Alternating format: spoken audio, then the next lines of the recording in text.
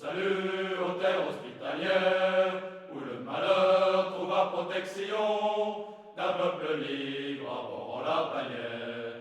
Je viens fêter la Constitution, je t'ai quitté, berceau de mon enfance, pour m'abriter sous un climat plus doux. Mais au foyer, j'ai laissé l'espérance, en attendant, je m'arrête chez vous. Un jour, je verte campagne, C'est-à-dire que celui qui rentre, pour savoir, il faut qu'il se confronte au fort de Montmélian. Et alors, vous voyez, la gravure qui est là, elle vous montre bien, donc, le Montmélian bourg de l'époque, c'est ce qui est en bas. Et ce qui est en haut, c'est le fort de Montmélian avec toutes ses fortifications. Ça veut dire que le fort de Montmélian, c'était plus grand que le bourg de Montmélian. C'était vraiment le plus gros édifice militaire en Savoie à cette époque. Pourquoi Montmélian c'est stratégique? Parce que ici, vous avez le seul pont sur l'Isère. Et aujourd'hui, si vous visitez Montmélian, il y a cette rue très pittoresque qui est bien contenue et qui s'appelle la rue de la Chaîne. Pourquoi ça s'appelle la rue de la Chaîne? Parce que c'est la rue qui descend pile sur le pont et tous les soirs, on mettait une grosse chaîne pour barrer cette rue. Après, si c'est une armée qui arrive, la grosse chaîne très utile, mais en tout cas, voilà, c'est symbolique. Ça veut dire que là, c'est vraiment une sorte de frontière, et c'est d'autant plus une frontière que c'est l'endroit où il faut franchir l'Isère à une époque où les ponts, il n'y a pas 36 000. Si vous ratez le pont Montmélian, pour retrouver un pont, après, plus haut, il faut aller jusqu'à Conflans, le pont sur l'Arly. Voilà, donc ça reste stratégique. Barrière de l'Essayon, ça viendra plus tard. Bon, autre chose qui est important, vous vous rappelez qu'en 1536, ça François Ier n'y est pour rien, il y est indirectement, comme François Ier, il va occuper la Savoie, ceux qui profitent de cette faiblesse, ce sont les Suisses. Et en particulier les Suisses réformés, qui vont mettre la main sur les territoires suisses de la Savoie. Territoire suisse de la Savoie, je vous rappelle, c'est pas rien, c'est le canton de Genève, c'est le pays de Vaud, c'est une partie du canton de Fribourg, et c'est le canton du Valais. Donc tout ça, en 1559, ne revient pas à la Savoie, puisque ça n'a rien à voir avec les négociations avec les Français. Simplement, quand les réformés mettent la main, ils mettent la main sur le Chablais. Et le Chablais, aujourd'hui il y a une frontière qui sépare le Chablais français du Chablais suisse. Et à l'époque, il n'y a pas cette frontière. Donc ça veut dire que du côté de Thonon, etc., ils deviennent réformés, ils deviennent protestants, dans les années 1530. Quand il faut réorganiser les États, c'est là où se pose la grande question. On disait à cette époque, un pays, c'est un roi, une loi, une foi. Foi, FOI. Ça veut dire que, on n'imagine pas un pays dans lequel il y ait deux rois. Il n'y en a qu'un, sinon. On n'imagine pas un pays dans lequel il y ait des lois différentes selon les personnes. Donc il faut une loi.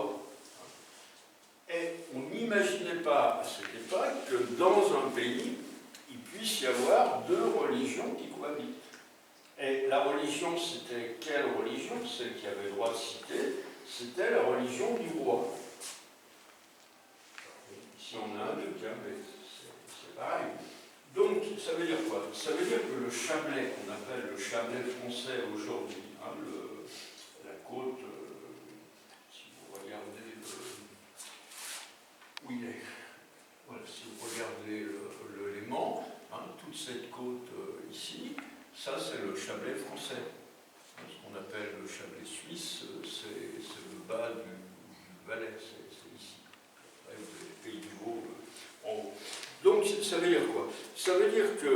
Chablais français est redevenu savoyard.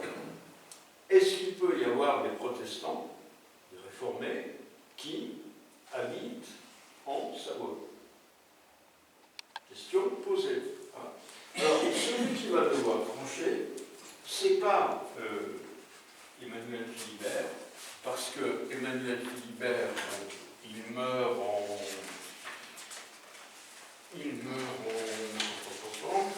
à la fin de sa vie. Il meurt en 1580. Donc, en 1580, qui est-ce qui devient duc? C'est son fils aîné, Charles-Emmanuel Ier, et qui va jouer un rôle central par la force des choses, parce que c'est le seul duc qui va être duc pendant 50 ans. Alors, vous allez me dire, on peut devenir duc jeune, hein, on peut devenir duc. Vous savez comment ça se passe, hein, le duc est mort, vive le duc. Ça veut dire qu'à la mort du père, automatiquement, le fils aîné prend la place. Mais quelqu'un qui occupe une fonction 50 ans, il n'y en a pas 36 000 à cette époque. Hein. Il y en a un en France, il s'appelle Louis XIV. Je ne sais plus combien il a fait, il a fait un peu plus, ça me semble. Et Charles-Emmanuel, bon voilà. Alors, comment est-ce que Charles-Emmanuel va traiter cette question? Il est face à cette question, donc il sait que sur son territoire, il y a une partie de ce territoire où il y a des réformés. En plus, bon, c'est pas n'importe quelle partie du territoire. Le Chablais a quand même toujours été une région riche. Il y a quand même Thonon qui est au Chablais, etc. Bon, voilà. Alors, ce qu'il va proposer, en accord avec l'évêque, c'est d'envoyer un missionnaire. C'est-à-dire quelqu'un qui va pouvoir, sur le terrain, essayer de faire revenir ceux qui sont passés à la réforme à la religion catholique. Le choix n'est pas si mauvais que ça, même si à l'époque, pas grand monde le connaissait. Ils choisissent d'envoyer François de Sales. François de Sales, qui, pour le rappeler, surtout ici, par sa grand-mère maternelle, est tarin. Sa grand-mère maternelle, c'est une chevron de Villette. Alors, François de Sales, il part avec son cousin, qui s'appelait Louis de Sales. Il a vraiment le bagage minimum. Hein. Il a la Bible, parce qu'il se dit, bon, voilà, si on veut avoir des textes communs avec les réformés, c'est bien de discuter à partir de la Bible, ça au moins c'est des textes qu'on partage. Et puis, il a un bouquin qui a été écrit par un cardinal, qui s'appelle Bellarmin. Ce sont les controverses. C'est un peu des modèles de discussion entre des catholiques et des réformés. Donc ça veut dire quoi? Ça veut dire qu'en 1594, François de Sales quitte Annecy avec son cousin, et le but c'est de faire en sorte que Thonon redevienne catholique. Alors je dis Thonon parce que c'est la ville la plus importante, mais bon, ça veut dire toute cette région. Alors, François de Sales, c'est quand même quelqu'un de très fin dans la manière de raisonner. Il comprend très vite qu'il ne peut pas s'installer à Thonon, parce que s'il s'installe à Thonon, ça va mal se finir. Donc, il va s'installer aux Allinges. Les Allinges, c'est une sorte d'ancienne forteresse médiévale. C'est une vue exceptionnelle, hein, puisque je pense que si vous voulez voir le Léman, il faut monter aux Allinges. Et puis tous les jours, il descend à Thonon. Et là, il essaye de prêcher. Il essaye de parler. François de Sales, il part du principe que quand ça ne va pas, il n'y a pas 36 000 solutions, il faut parler. Les responsables réformés n'entendent pas de cette oreille. Ils commencent à dire il ne va pas venir faire un sermon tous les jours à Thonon. Donc, François de Sales, on lui fait comprendre, et il comprend très bien que le média direct de la parole, ça ne fonctionne plus.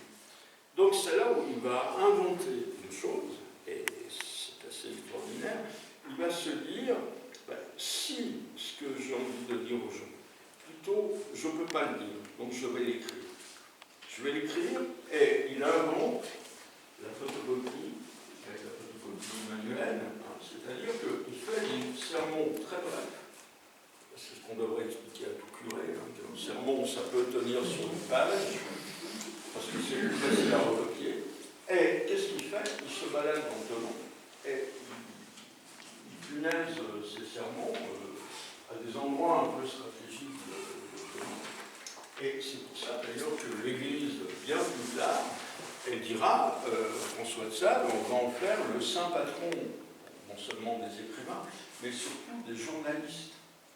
Parce qu'il invente un petit peu un média qui est de l'ordre du journal, et les gens lisent ces textes.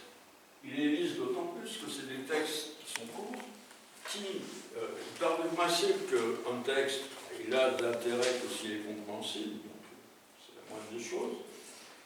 Donc, et après, ça va être d'autant plus efficace que ce que je disais tout à l'heure. Il y a l'imprimerie. Donc certains textes, certaines feuilles, plutôt que les autres, on va pouvoir les imprimer. Et qu'est-ce qui se passe? Petit à petit, les choses font leur chemin. Et il y a un moment, 2 ans plus tard, 2-3 ans plus tard, il ne faut pas croire que c'est une baguette magique, mais vers 1596-1597, François de Sales peut recommencer à faire des crèches publiques. Il est moins... Les calvinistes, ils sont obligés de l'accepter. Et puis, ça veut dire quoi? Ça veut dire qu'à partir du moment où on accepte François de Sales, ça veut dire qu'il y a un jeu réciproque.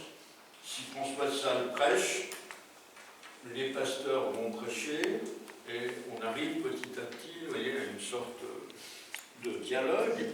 Bon, il y a des conversions, et c'est à Noël 1596 que François de Sales peut célébrer les 3 messes de Noël pour la première fois à Thonon. Il n'y avait pas eu de messe catholique depuis 60 ans.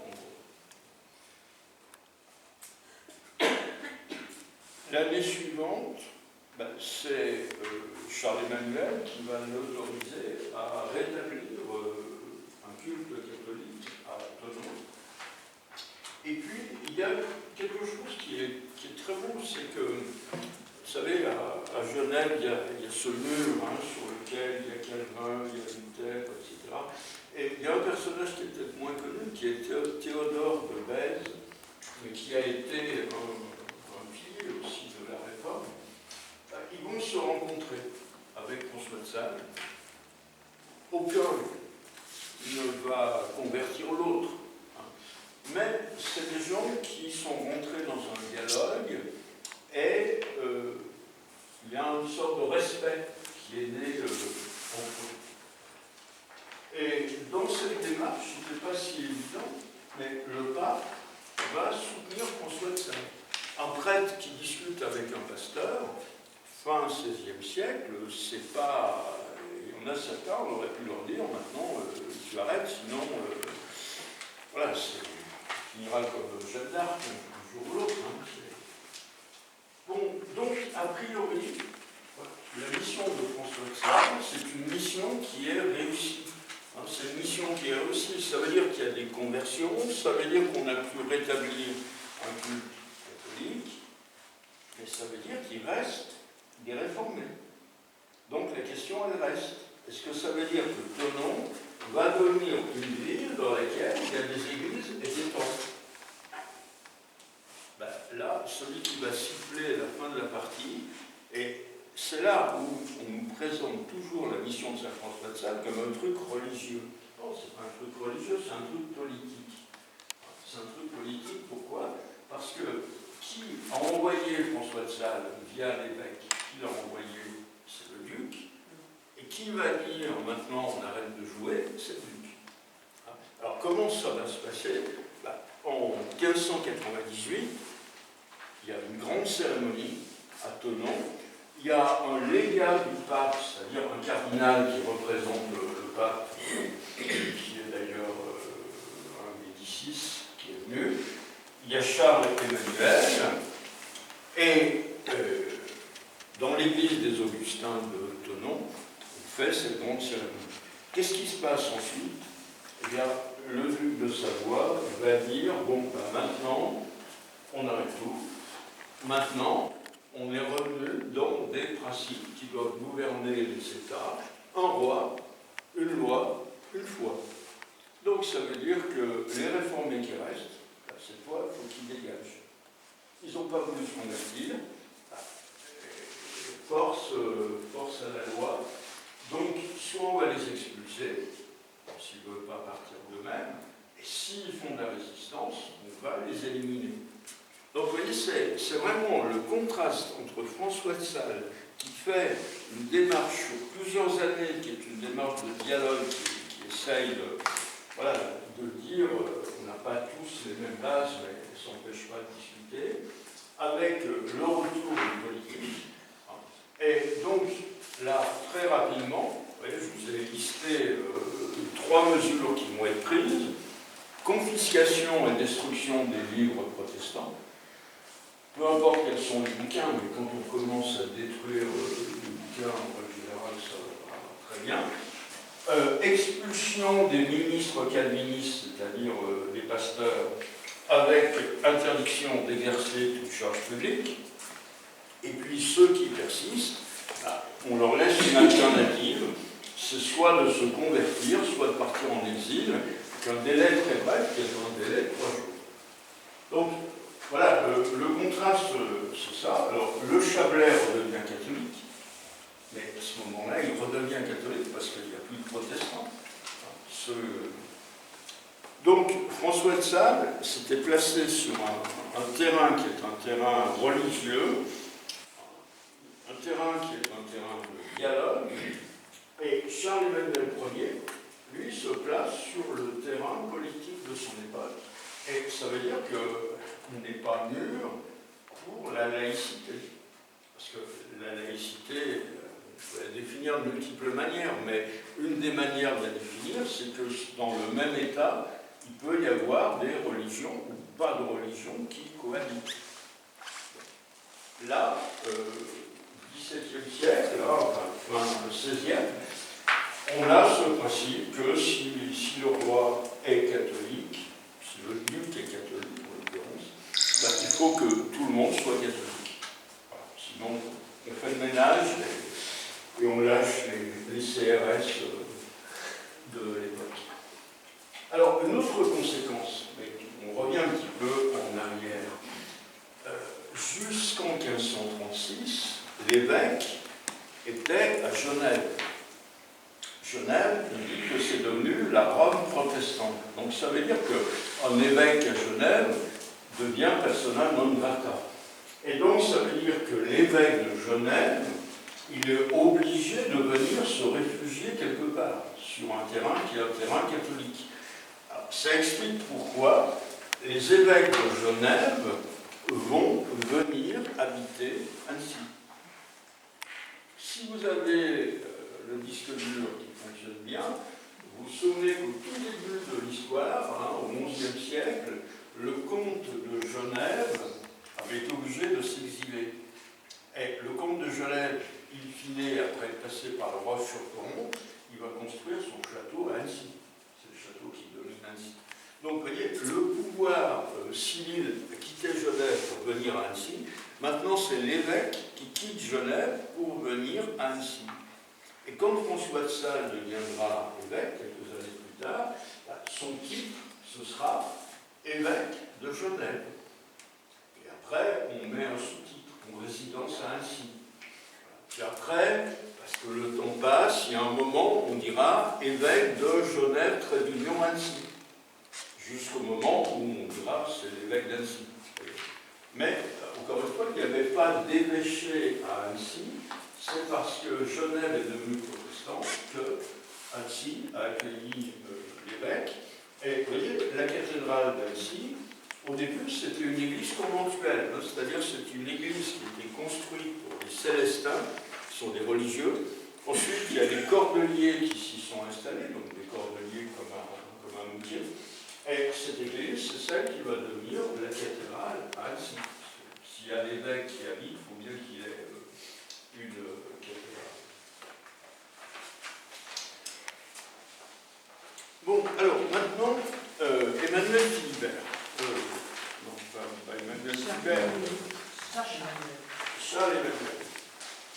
C'est le problème de ces prénoms doubles. Alors, c'est un personnage qui est très particulier. Parfois, on peut se réjouir de quelqu'un qui vit longtemps, s'il est bien. Parfois, vivre longtemps, c'est pas un cadeau. Et après, bon, on peut lui trouver des qualités, mais c'est vrai que ça n'a quand même pas été un cadeau. Moi, je dis, c'est quand même la preuve que l'hérédité, ça ne marche pas en tout.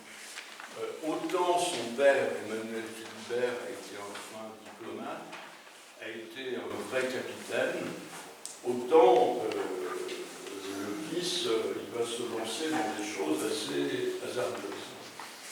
Alors, au début de l'histoire, il y a un moment où il a voulu devenir roi de France. C'est dire, le duc de Savoie qui veut devenir roi de France, des gens qui sont convaincus qu'ils vont devenir roi de France, il y en a encore. Hein. Généralement, ils sont dans les asiles psychiatriques aujourd'hui. Bon, lui, non, il est fondé à se poser cette question. Pourquoi? Parce que, rappelez-vous un petit peu, il est le fils d'Emmanuel Philibert. Donc, ça veut dire qu'il a une grande-tante qui s'appelait, c'est un collège de Chambéry, Louise de Savoie. Donc, ça veut dire que sa grande-tante, elle a eu un fils qui s'appelle François Ier.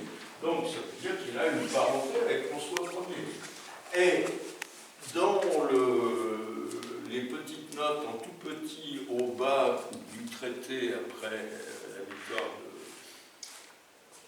de Saint-Quentin, qu'est-ce qu'il y avait? Il devait se marier avec qui? Pour se rabibocher avec la France, il devait se marier avec la dernière des sœurs d'Henri II, c'est-à-dire la dernière des filles de François Ier. Donc, si on remet les choses dans le contexte, hein, ça veut dire que par Louise, il a apparenté avec les Valois. François Ier, ce sont les Valois. Par son mariage avec Marguerite, il est aussi en lien avec la France. Et donc, ça veut dire que la Marguerite en question, qui est la fille de François Ier, c'est la mère de Charles Emmanuel. Donc, ça veut dire que François Ier, c'est son grand-oncle. Bon, qu'est-ce qui se passe en France? Ce qui se passe en France, regardez, je vous ai mis un petit bout d'arbre généalogique. Alors, vous avez François Ier, vous le voyez, il a au milieu du tableau, hein, qui épousait la reine Claude. Alors, il a un fils qui est Henri II. Henri II, c'est celui contre qui Emmanuel Philibert a combattu, mais pour dire la guerre est finie, il marie sa sœur. Donc, ensuite, Henri II, il a un fils qui s'appelle François II. Donc, François II devient roi de France. Hein. On est toujours chez ceux qu'on appelle les Valois. François II, alors je vais vous mettre ça quelque part, il leur arrive tous un gros malheur, hein, pas de descendance. Voilà, pas de descendance, et il décède à 16 ans. Alors, qui devient roi? C'est son frère, qui s'appelle Charles IX, il décède à 23 ans. Alors, lui, il a 2 enfants, il a une fille qui est légitime, c'est pas la peine de faire une fille légitime puisque ça sert à rien, hein, loi salique. Et par contre, il a un garçon, mais le garçon est illégitime, donc ça sert à rien non plus. Donc ça veut dire qu'il n'y a pas de succession. Donc qu'est-ce qu'on fait? On passe au troisième fils qui s'appelle Henri III, pardon, oui, puisque le père il décède sans descendance. Donc ça veut dire que là, les Valois finissent. Hein. Donc le problème c'est ça, c'est qu'on arrive à un moment où il n'y a plus de descendance. Donc il faut les chercher sur les collatéraux. Et c'est là où notre Charles-Emmanuel se positionne, en disant, mais vous voyez, quand vous regardez Charles-Emmanuel, il est là. Voilà, hein, donc ça veut dire qu'il n'est quand même pas si loin que ça. Hein. C'est plus croisé, tout mélangé, mais voilà. Alors, qu'est-ce qui a été décidé chez les Valois? Ça, vous savez, c'est l'histoire de France. Les Valois, voyant qu'il n'y aurait pas de successeur, ont désigné un cousin qui est un descendant de la reine Margot, la reine Margot a épousé un Béarnais, qui s'appelle Henri, qui est Henri IV, roi de Navarre. Alors, Henri IV, Charles-Emmanuel, ils sont aussi éloignés des Valois l'un que l'autre. Ils sont aussi proches des Valois l'un que l'autre. Charles-Emmanuel, il se dit, c'est moi qui vais gagner. Pourquoi? Voilà. Roi de France, l'autre il est protestant. On ne va quand même pas mettre un protestant sur le trône de France. Donc, ils sont aussi cousins, ou aussi peu cousins l'un que l'autre, mais il y en a un qui a un avantage, c'est le Savoyard. Il est catholique. Il a fait le ménage du côté de Thonon, de Loire, alors que l'autre, c'est un protestant. Après, la suite de l'histoire, ben, vous la connaissez. Hein, sans doute, la formule, il ne l'a jamais dite. Hein, Paris vaut bien une messe. Ça a certainement été écrit après coup. Mais en tout cas, ce qui est sûr, c'est qu'il s'est converti. Il s'est converti. Et là, Charles-Emmanuel, duc de Savoie. Et Charles-Emmanuel n'est jamais devenu roi de France. Donc, pour quelqu'un qui, par tempérament, est un ambitieux, ça, c'est mauvais signe. Alors, qu'est-ce qu'il va faire? Généralement, dans ce cas-là, on se plie par terre et on se roule dedans. Lui, il va dire quoi? Il va dire, il y a des choses qui sont plutôt du côté de chez moi, qui appartiennent à la France, je vais mettre la main dessus. Et qu'est-ce qu'il va faire? Il va conquérir le marquisat de Salus. Alors, le marquisat de Salus, vous voyez, il est en gris sur la petite carte de la page 14. C'est quoi? C'est un bout de France qui est en plein milieu du Piémont, enfin, qui est stratégique parce que d'un côté, vous avez le Dauphiné, et de l'autre, vous avez le Piémont.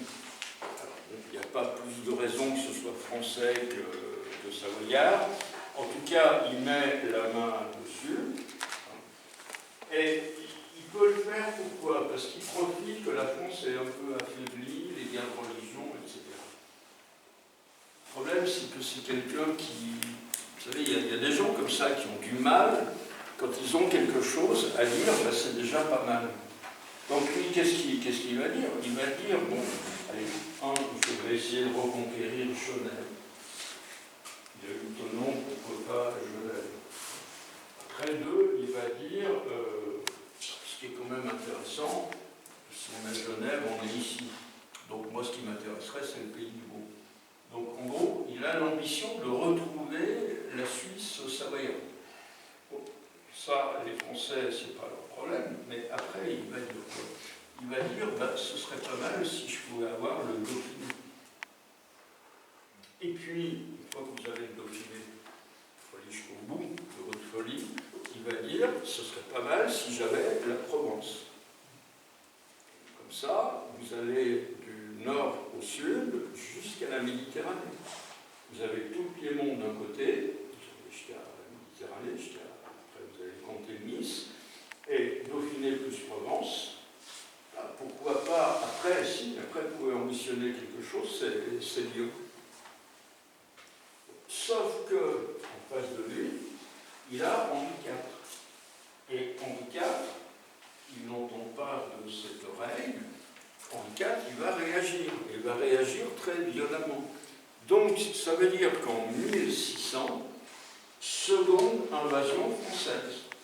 Les Français le retournent. Ça, c'est un film qui est loin d'être fini parce qu'il y aura 5 épisodes. Là, on est qu'au deuxième. Donc, 1600, Henri IV envahit la Savoie. Celui qui est à la tête des troupes, et ça vous explique pourquoi il y a une rue importante à Grenoble et pourquoi il y a un lycée à Grenoble qui s'appelle Lesdiguières. C'est Lesdiguières qui, à partir du Dauphiné, va se lancer dans l'occupation de la Savoie. Donc, c'est un gros déplacement.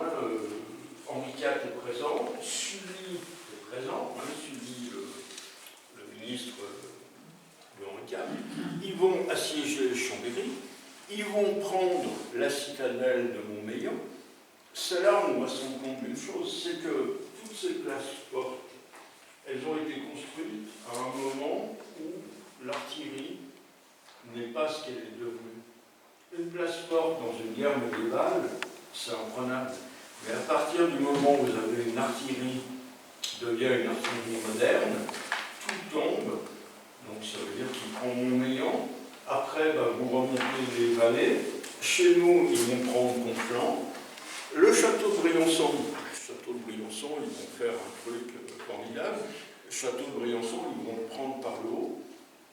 Le château Saint-Jacques, au-dessus de Saint-Marcel, d'ailleurs, on retrouve encore du côté de Saint-Marcel, en posant un petit peu dans les chardins, des boulets de la période d'Henri IV. Qui a quand même eu, on dit qu'il y a eu une défense honorable, mais tout tombe les uns après les autres. Donc là, Henri IV met genou à terre, met Charles-Emmanuel genou à terre. Donc ça veut dire que le 17 janvier 1601, il faut signer un traité à Lyon. Alors, c'est le traité peut-être un des plus durs que la Savoie a dû signer. Le roi de France exige 300 000 livres pour des frais de guerre. Alors, si vous voulez vous faire un ordre d'idée, une vache coûte 40 livres. Donc, 300 000 livres, c'est un troupeau de 7500 vaches. Après, vous multiplierez par le prix de la vache aujourd'hui, vous verrez ce que ça représente. Mais simplement, un troupeau de 7700 vaches, vous n'avez jamais vu. Vous savez, dans les alpages, on a 200, c'est déjà bien. Donc, des frais de guerre monumentaux. Bon, après, entre parenthèses, s'il exige ça, c'est que quelque part, il sait que la Savoie peut payer. Il fait des concessions. Un bon traité, il faut qu'il y ait des concessions. Alors, qu'est-ce qu'il va concéder? Il dit, si la Savoie veut le marquisat de Saluces, elle le garde. Voilà, comme ça, c'est du côté piémontais. Et puis, Henri IV, parce que ça faisait partie des lois de la guerre, même s'il n'y avait plus d'occupation, quand vous aviez pris une place forte, la place forte restait votre propriété. Donc, Henri IV va dire, ok, on vous rend vos places fortes, mais tout le matériel qui est dans la place forte, on le garde. Donc, ça veut dire que tous les canons savoyards partent en France.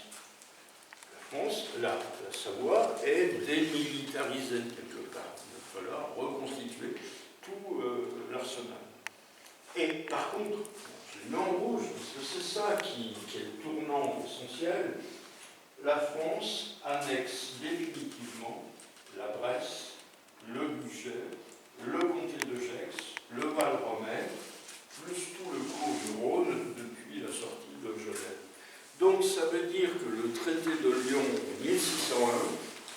parfum de lin savoyard.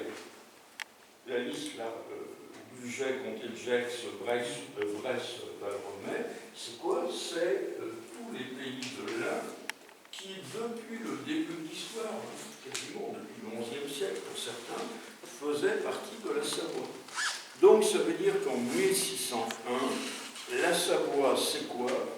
En gros, c'est ce que nous, on appelle la Savoie. Si vous enlevez l'un, si vous enlevez toute la partie suisse, il reste quoi? Il reste les deux départements, 73 et 74.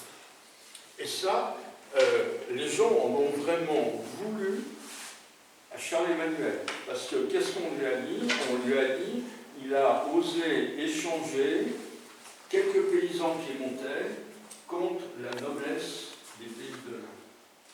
Il ne faut pas oublier que dans les pays de l'Ain, il y a vous. Voilà, c'est quand même un haut lieu savoyard. Bon, c'est pas grave. C'est pas grave, on a perdu un truc, il faut se lancer ailleurs. Alors, on pourrait, ça peut durer longtemps, Emmanuel Philibert, Charles Emmanuel, rien ne l'arrêtait. Donc, il va lancer une petite opération facile, mettre la main sur Genève. Alors, ça, c'est ce qu'on appelle l'escalade de Genève. Alors, Genève, il faut rappeler, Genève a toujours quasiment échappé à tout le monde. Genève, quand on regarde les armoiries de Genève, il n'y a qu'une clé sur les armoiries de Genève. Ça veut dire que l'évêque, il a le pouvoir spirituel. L'aigle veut dire que Genève, c'est une cité d'empire. Mais qui a le véritable pouvoir politique à Genève? C'est pas un comte, c'est pas l'évêque, c'est pas la maison de Savoie qui a toujours voulu s'y installer, mais qui au mieux a eu un château, c'est tout. Le véritable pouvoir à Genève, c'est le pouvoir des bourgeois de Genève. C'est-à-dire que c'est une cité au vrai sens du terme. Genève, c'est un pouvoir, si on dit c'est des bourgeois, ça veut dire que c'est un pouvoir commercial. Donc, l'idée de Charles-Emmanuel, c'est puisque je suis un aussi bon guerrier que ça, je vais mettre la main sur Genève. Alors, 12 décembre 1602, la nuit du 11 au 12 décembre. Alors, un plan très stratégique. On va s'approcher de Genève, qui est une ville fortifiée, il y a des murailles, et on va profiter de la nuit. Bon, on avait dû calculer que ce ne serait pas une nuit de pleine lune. On va se rapprocher des murailles, on va dresser des échelles. Les chevaux, on leur a mis du tissu sous les sabots, pour pas que ça fasse trop de bruit, et ça va fonctionner avec l'effet de surprise. C'est-à-dire qu'une fois qu'on aura mis les échelles, on va grimper sur les murailles, les jeunes bois vont être en train de dormir, donc ils vont se faire prendre. Sauf que, le premier Savoyard qui arrive au sommet de l'échelle, il y a un garde qui le voit. Donc, dans tout Genève, on se met à sonner toutes les cloches qu'on peut trouver, sonnerie du tocsin, on réveille la garde, on réveille tous les gendarmes, en deux mots, tous les soldats qui sont à Genève, et la population s'en mêle.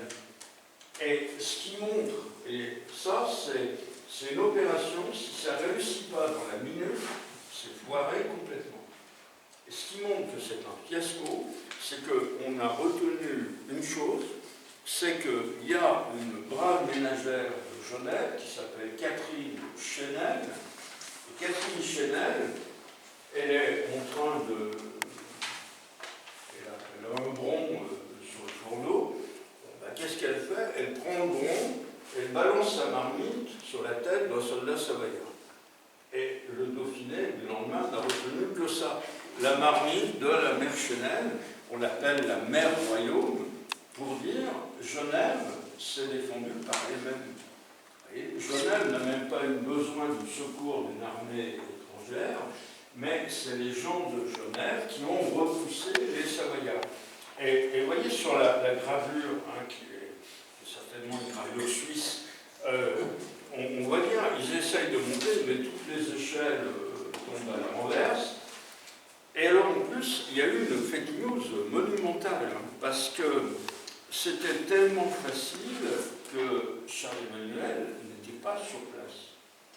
Donc à un moment donné, Charles-Emmanuel envoie un messager, et il envoie le messager auprès du comte d'Albigny qui conduisait l'escalade de Sarajevo.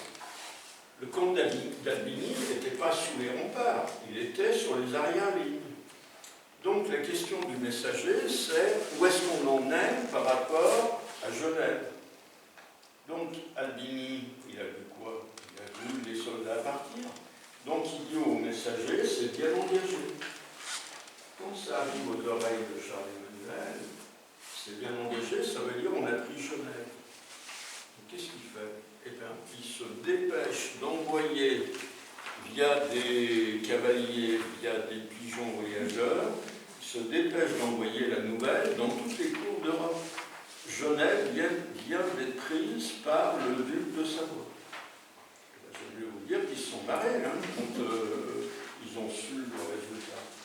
Mais, fake news, ça veut dire que c'est une nouvelle qui est partie trop vite, qui a été transmise par des gens qui n'avaient pas exactement la situation en vue, et tout le monde s'est moqué. Et alors, c'est pas fini, hein, parce que les Suisses sont suffisamment perfides pour que, donc là, on est en 1602, ça veut dire que ça fait quoi? Ça fait 420 ans maintenant. Ils auraient pu faire un arc de triomphe, mais les arcs de triomphe, ça vieillit, ça tombe, etc. Ils ont trouvé mieux, chaque année, à la date commémorative, tous les pâtissiers, tous les chocolatiers de Genève, ils sont nombreux, ils fabriquent des petites marmites en chocolat. La marmite de la mère royaume, traditionnelle, et c'est une manière de dire les Savoyards pas très futés. Ils se moquent encore de nous. Ils se moquent encore de nous. Nous, on se venge, on mange les marmites. Donc, voilà, deuxième, et puis on arrive,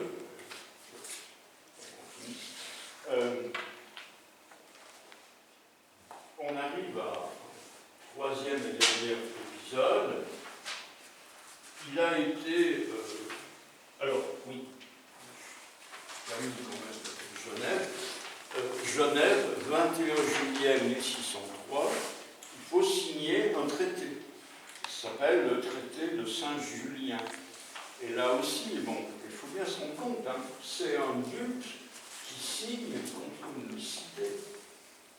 C'est dissymétrique. Le duc, il est là-haut, la cité, elle est ici. Pourtant, c'est la cité qui oblige le duc à signer. Alors, qu'est-ce qu'on lui fait signer?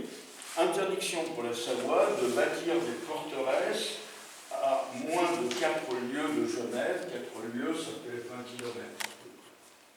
Donc ça veut dire qu'il y a une sorte de zone tampon qui est créée à ce moment-là.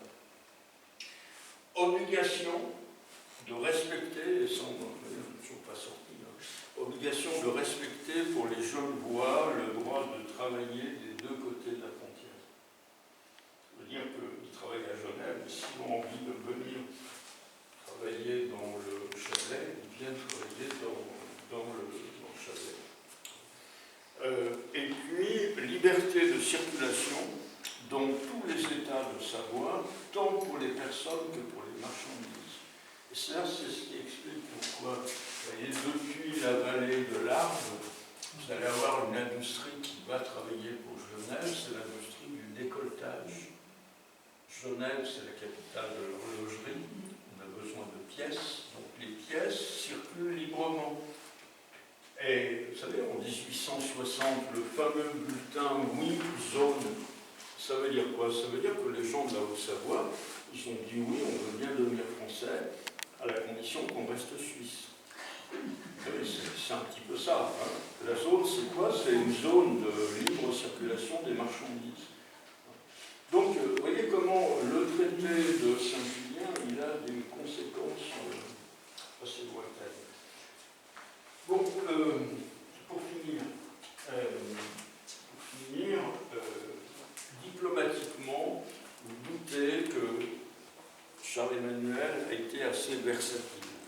C'est-à-dire qu'il y a eu des moments où il était plutôt dans le parti autrichien, il y a eu des moments où il était plutôt dans le parti français, et quand je dis autrichien, c'est espagnol, hein, c'est pareil, c'est Habsbourg. Et en 1620, d'un seul coup, et 1620, il a commencé le boulot en 1580, 1620, il est toujours là.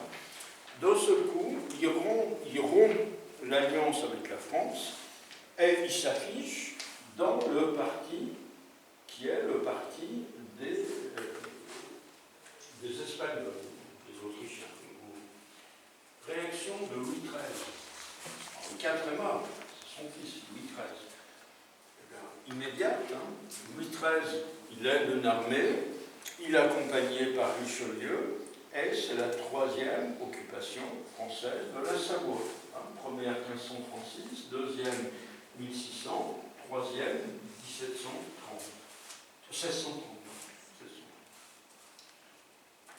Alors, là, ça permet de comprendre une chose qui est importante par rapport à l'Ancien Régime, c'est qu'on ne va pas seulement avoir les Français, mais on va avoir une grave crise économique et on va avoir une épidémie. Alors, moi, je me souviens d'une chose, quand j'ai commencé à bosser un peu sur les épidémies en Savoie, c'est déjà un peu lointain, tout le monde avait une expression, et on employait ça naturellement, on disait ce sont les épidémies de l'Ancien Régime. Ça veut dire quoi? Ça veut dire qu'en gros, il y a 40 ans, on était convaincus que les épidémies, bon, on savait bien que ça existe encore, mais ça n'existait plus chez nous. Les épidémies, c'était ailleurs, et puis c'était des choses un peu qui arrivaient, qui repartaient, etc. En gros, les épidémies d'Ancien Régime, c'est quoi? C'est une crise épidémique qui entraîne une crise économique, et au milieu de tout ça, il y a une guerre. Parce qu'il n'y a rien de mieux que les soldats pour transporter le virus et pour mettre en l'air l'économie. C'est vrai que c'est l'Ancien Régime. Aujourd'hui, on n'imaginerait pas qu'il y a en même temps une guerre, une épidémie et une crise économique. Donc, vous voyez comment en 40 ans, on revoit un petit peu quelques fondamentaux. Donc, qu'est-ce qui se passe entre 1629 et 1631? On a les Français en 1630. D'ailleurs, Louis XIII et Richelieu viennent dans ce bâtiment. Ils vont loger ici quand ils manœuvrent en quarantaine. On a une épidémie de peste qui est une des plus grosses épidémies de la période moderne. Et en même temps, on a une crise économique parce qu'il suffit que les années précédentes aient été des années à mauvaise météo. Comme on vit encore du grain à cette époque, c'est le grain qui est la base de tout, et comme les armées qui se déplacent, eh bien, elles vont réclamer du pain, elles vont réclamer des fourrages pour les chevaux, donc ça veut dire qu'une économie précaire, on va encore la ponctionner pour permettre à l'occupant de vivre. Donc voilà, ça c'est le schéma typique. Alors, c'est là où, en 1630, notre Charles Emmanuel va quitter la scène, tout simplement parce qu'il meurt de la peste. Il meurt de la peste, et donc c'est son fils qui va terminer. Il s'appelle Victor Amédée, c'est le premier, donc Victor Amédée premier. Enfin, il deviendra premier quand il y en aura un deuxième. Et donc, on termine par le traité de Cherasco, qui est un traité qui est signé en 1631. Et en 1631, bon, ça pacifie la situation, mais encore une fois, la Savoie se fait taper sur les doigts. Là, notre jeune duc, il est pour rien, Victor Amédée, c'est la politique de son père, qui a donné les derniers déboires. Alors, il va y avoir deux choses qui sont peut-être moins visibles que perdent les pays de l'Inde. Un, on dit à la France, on dit à la Savoie, pardon, qu'elle doit renoncer, parce que c'était des prétentions aussi qu'avait eu le père, au duché du Montferrat. Donc le duché du Montferrat, c'est quoi? C'est entre le Piémont et la Lombardie, entre le Piémont et le Milanais. Donc vous voyez, quand on dit le Piémont, il ne faut pas croire qu'on l'a eu d'un seul coup. Le Piémont, c'est plein, c'est grand le Piémont. Donc là, on dit non, la région d'Asti, c'est ça, le Montferrat, ça appartient au Montou, donc la Savoie se calme à ce niveau-là. Et puis alors, il y a quelque chose qui est plus localisé, mais qui est très important. Pignerol va devenir française. Alors, en gros, vous avez le passage de col de Fenestrelle, et il y a une citadelle de chaque côté. D'un côté, vous avez Briançon, et de l'autre, vous avez Pignerol. Donc, par les traités de Charenton, les Français ont les deux citadelles. Ça veut dire que c'est un passage qui est complètement contrôlé par les Français. Et stratégiquement, c'est très important, parce que si vous tenez Pignerol, ça veut dire que les Français mettent un pied dans le Piémont. Donc, voilà où ça conduit, vous voyez, on va quand même faire une petite morale, je vais rentrer chez vous avec des bons principes. Être trop prétentieux, ça peut conduire à un certain nombre de déboires.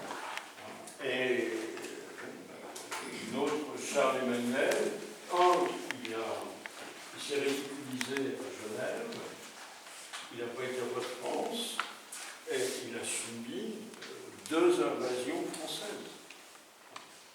Voilà, c'est aussi le problème, c'est que vous voyez, il ne faut pas rester trop longtemps, il faut prendre sa retraite très vite, parce que 50 ans, légèrement, vous avez tout votre trimestre, voilà, vous avez 200 trimestres, mais ça commence à dégénérer. Et lui, il a dégénéré très tôt. Bon, alors la prochaine fois, on verra, question qu'on pose souvent, c'est pourquoi ces gens qui ont un titre, on comprend bien, qui sont en but de savoir, pourquoi est-ce que d'un seul coup, on va les retrouver roi de Sardaigne? Ça vient d'où? Il va encore falloir 2 invasions françaises pour avoir la réponse.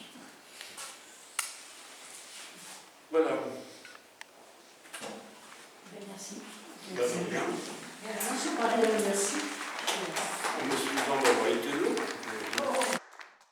Je te salue, ô terre hospitalière, où le malheur trouva protection, d'un peuple libre arborant la bannière. Je viens fêter la Constitution, je t'ai quitté, berceau de mon enfance.